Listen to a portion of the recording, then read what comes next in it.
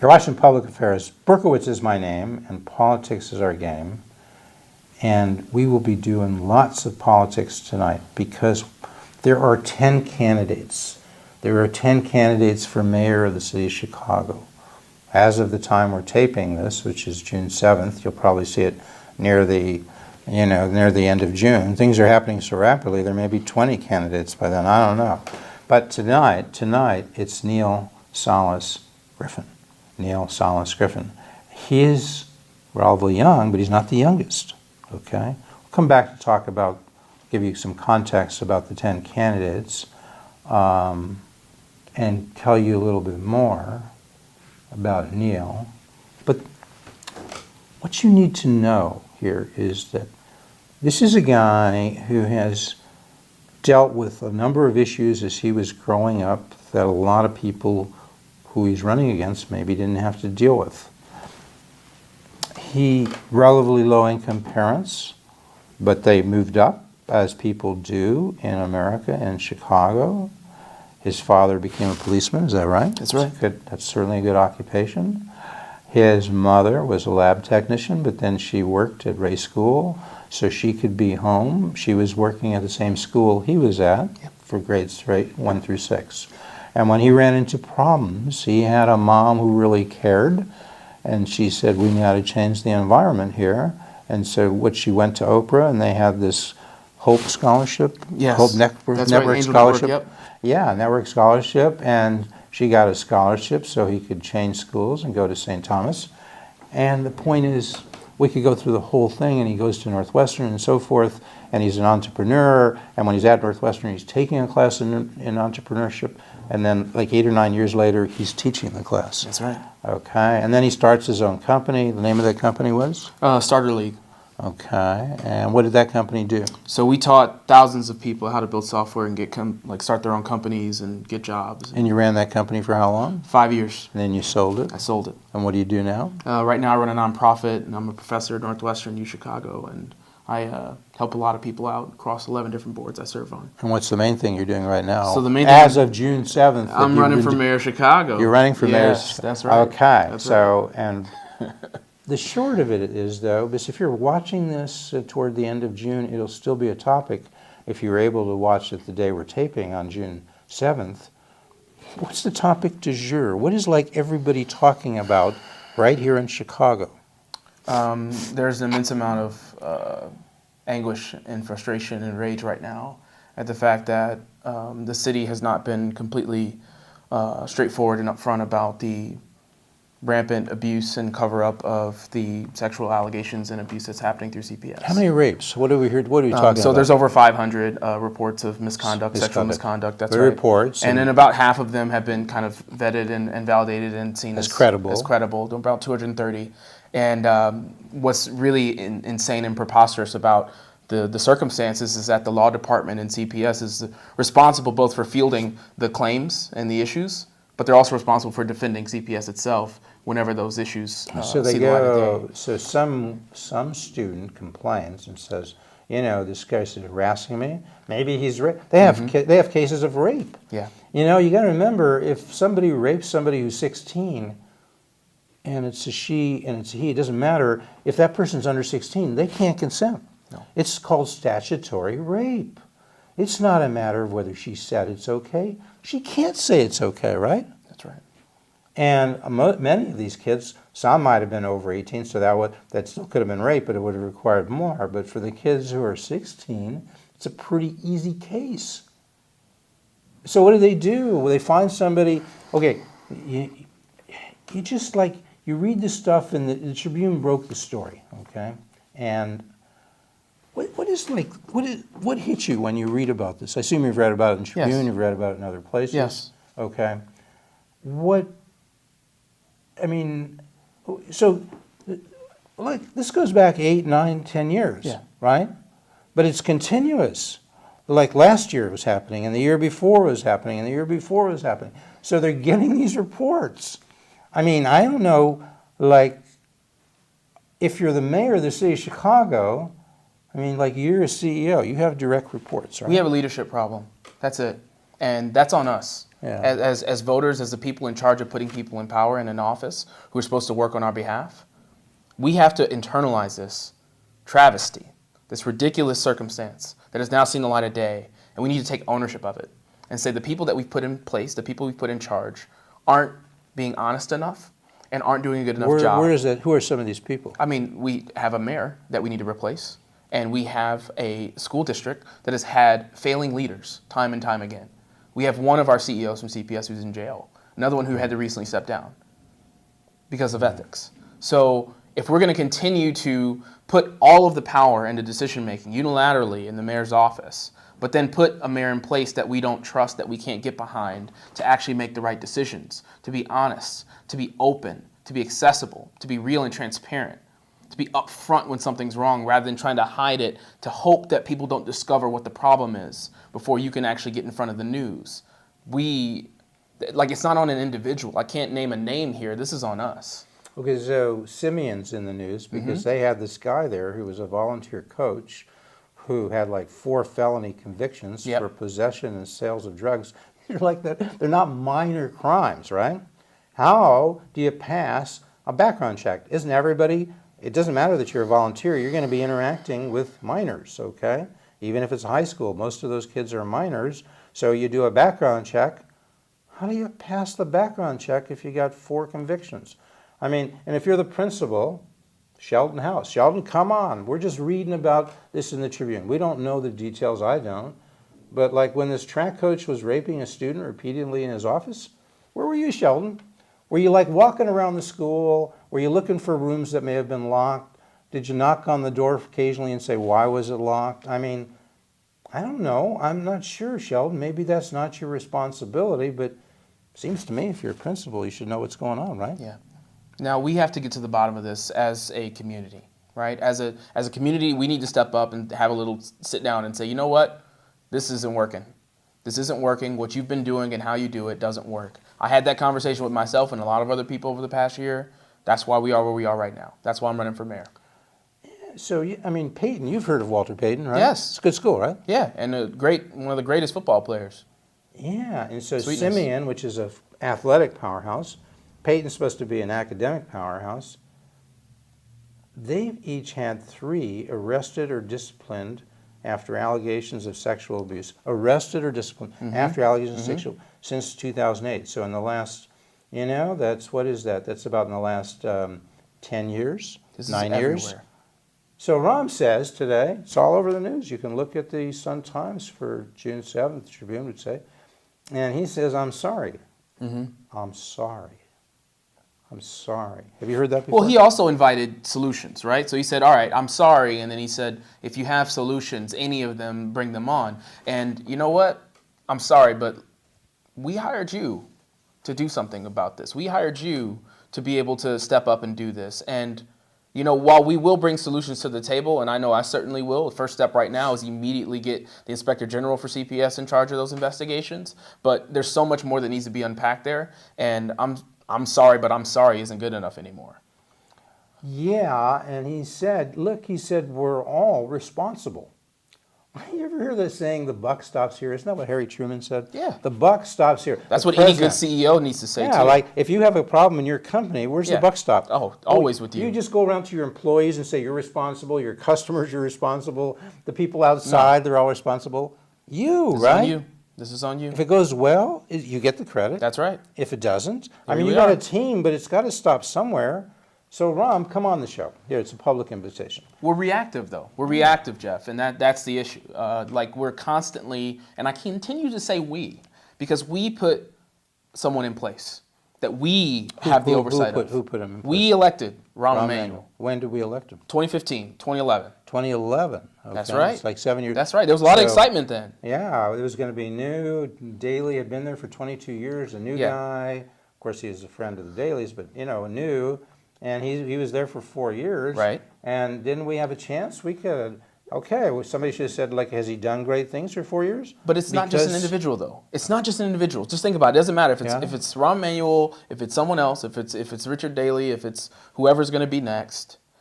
If we don't fix the systemic issue of dealing with the wrong set of incentives and motivations that causes politicians and our mayor to hide things, to withhold things, to adjust things, and to massage, manufacture, and finesse information in a way that helps reinforce their chances of getting reelected. If we don't solve for that, it won't matter who's So how do we who's solve mayor. for that? So the first step, I think, is we need to start learning from some of our counterparts and sister cities that are doing well.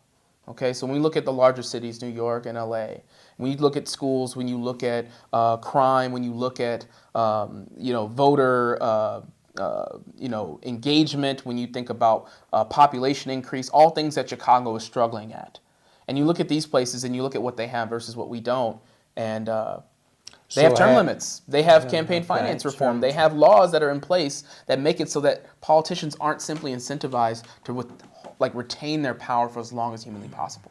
And Chicago's been working that way for decades. Right. So that has to change. If that doesn't change, it doesn't matter what promises we make about what tweaks or reforms we're going to make to our schools, what tweaks or reforms we're going to make to our technology with our police department. None of that's going to matter unless you change the political system itself. If you had term limits, Rom, and it was 2 terms. And campaign finance reform. So that's one. Yeah, but they if you had can't. that, they couldn't run again. But you had Mayor Richard J. Daley there for 22 years. Then you had Mayor Richard M. Daley there for 22 years. So if we had term limits, those each would have been cut off at 8 years. Rahm wouldn't be running again. Because at one point with the Daleys, you had a Daley, the same last name, sitting in the chair, something like 46 out of 59 years. That's a lot of concentration in power to one family. And where are we at right now as a city? Okay. So you think campaign finance reform would dramatically change things? I mean, what's Rahm's greatest superpower right now? What do most people talk about when it comes to the mayor's race right now? Everyone is tracking to see who's raising what amount of money. Because why? Because they say, the reliable sources say Yes.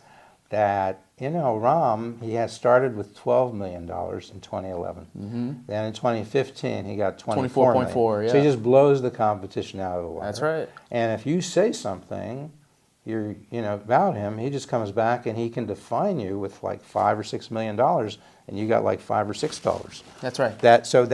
You think that's right? Is anybody comfortable with that? But there are limits set by the U.S. Constitution as to how much you can limit in the federal level campaign contributions. I assume the U.S. Constitution would apply to the state and city. It's unlimited here. So there's unlimited contributions. Oh, no, but so you're saying we have room because the feds, even under the Constitution, you're allowed to set some limits. That's right. So we have, the city ordinance can be modified to set limits maybe comparable to the feds. Yeah. $2,500 or something a person. Absolutely. That would be an improvement is what you're saying. Exactly. And New York has made progress in this area, and that's up too. to the alderman, because the alderman could pass that, right? I mean, the alderman, and there's also the state level issue with the Illinois elections too. So there's a few nuances to that, but it can get done. So that's something you would push in. Absolutely. I mean, that's front and center. Like, that's what got me to run. I realized that, while we're going to 80 to 90% of the ideas that are going to come to the table across 10, 20, however many candidates are going to be, we're going to start to gravitate towards a lot of the similar ideas on what we need to improve. Well, let's see real quick, and we're going to go on to another topic. Yeah. But before we do, real quick, if you had been mayor there, let's say, 2015, okay? So you had been mayor for 2 or 3 years, 3 years when this is going on. Yes. What do you think you would have been doing differently? You've heard of how they were handling this the last 3 years. Yes. What would you have done if you were Rahm? Would you just wait and say, okay, now it came out, now the Tribune's filed a Freedom of Information Act request. This is what happened, folks. They filed in January, so even if you didn't know anything, you knew the Tribune knew something. So you knew in January that there was have to come out. You might have told people at least. But more importantly, could you have done something to maybe prevent these things from happening at least 3 years ago, 7 years ago? Everything. What could you have done? Can you think of anything obvious that you might have done that could have prevented a lot of this abuse? I mean, we're slowly working towards a lot of these things. So when it comes to the abuse, you have to provide the right access and accountability and ultimately leadership that's willing to follow that level of openness with the community. But see, that's not happening. But they weren't doing many background checks, and where they were doing it, they weren't enforcing them. So that was happening in a number of schools. There are principals who should have known about it. There are people who are charged with the responsibility Yes. of overseeing a group of schools. Shouldn't somebody, if you had a system that says, we have background checks, and now we have a system that checks to see if we're doing it, Yes. because you can't always rely on things. I give that just as one example. All of those systems need to be put in place in a way that is very discomforting to someone who's focused on reelection. So let's go to Laquan McDonald. Public safety, murder, well, the murder rate is way higher in Chicago than Los Angeles, New York, as you point out. There are other aspects of public safety that are way better in those New York areas. and LA combined have fewer homicides than Chicago. So that's a major improvement. But the thing that symbolizes this here, I mean, you'd go to these cities, you'd look at their practices, you'd come back to the city council, you'd come back to the Chicago Police Board, you would go to all sorts of the oversight committees, and you would say, here's, as a mayor, what I want you folks to start doing, Yes. right? Yes. Because as you say, you have to be not reactive, you're the mayor, you propose these things. Proactive. You're proactive, and you get the city council to do these things, Yeah, right? and you empower the city council. You give them the resources they need to do their job well as well. Right now, we have a weak mayor government in Chicago, but I mean, anyone who I say that to kind of scoffs, right? The idea that Chicago has a weak mayor is preposterous. So we've concentrated so much power and control in the office of the mayor in a way that is no longer trustworthy. So, okay, what happened? Give me like a minute. What happened with Laquan McDonald? October 20th, 2014. What happened? Officer Van Dyke, 6 seconds after getting out of his vehicle, shoots Laquan McDonald. Is he the first officer on the scene? No. Approximately how many cops? There's a number of cops. There's like 3 or 4 different cars that are there. So we got 10, 12 cops there. And what are they doing? Are they all worried? Because what's this young man Laquan doing? You've seen the video. Yeah, he had been slashing some tires, and there were some issues with his disruptiveness and going. He's walking down the middle of the street. What's the weapon that he had? And he's holding a knife. What's the size of this knife?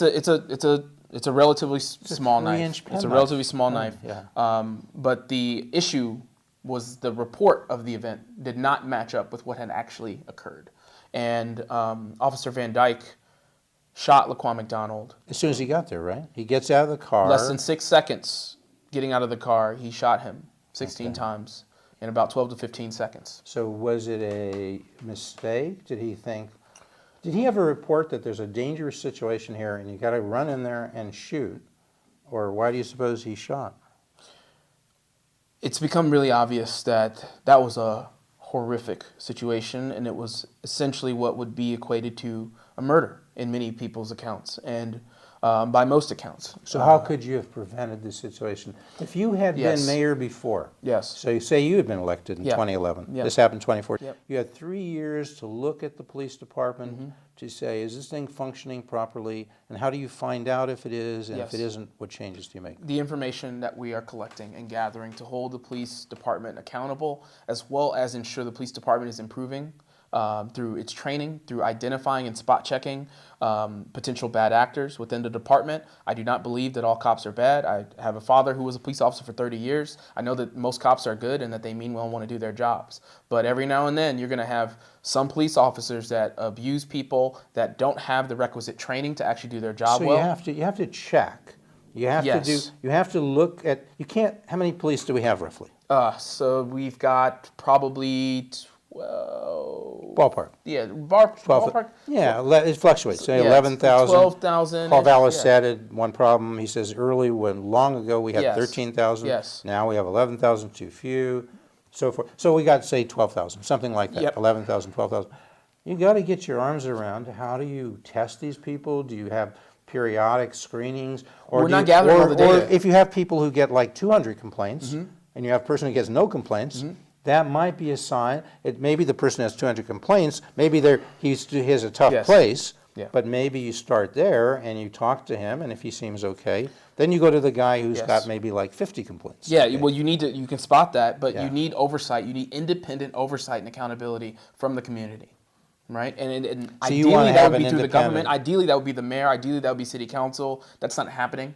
So instead, there needs to be greater activity and control from local communities, through the police districts, through their engagement, to actually make sure that we are doing the right thing and gathering the right information and holding all of our officers accountable and to task. So if you do that, maybe Laquan McDonald is not an active policeman at that time. And it's not gonna prevent that from happening completely. But if something were to happen, which it did, as mayor, you have to own it. Well, and that's right the away. other thing. So what happened when this happened in October? This was in the midst of an election campaign, re-election campaign.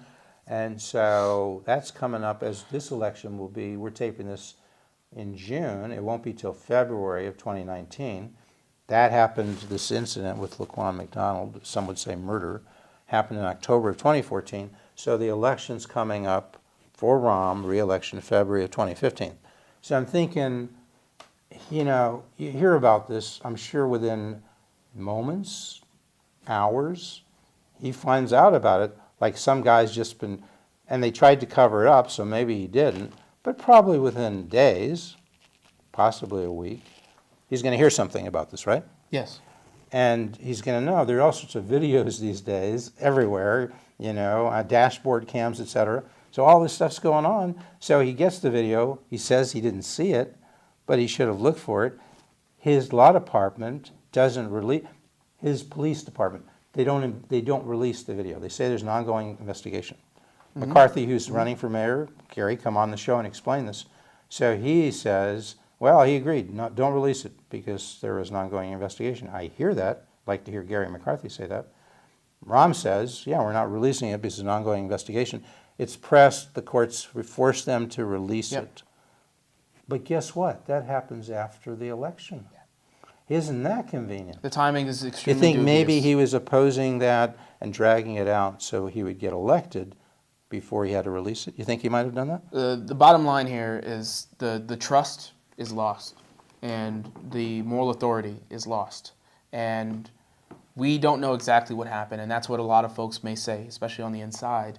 But regardless of that, we know that we have a failure of leadership and ownership of that situation. Well, Ron, come on Public Affairs is a public invitation. We've had Paul Vallis, we've had Willie Wilson, we've had Dorothy Brown, that's coming up if you haven't seen it yet. Now we have Neal Sales-Griffin, right? Yes, you do.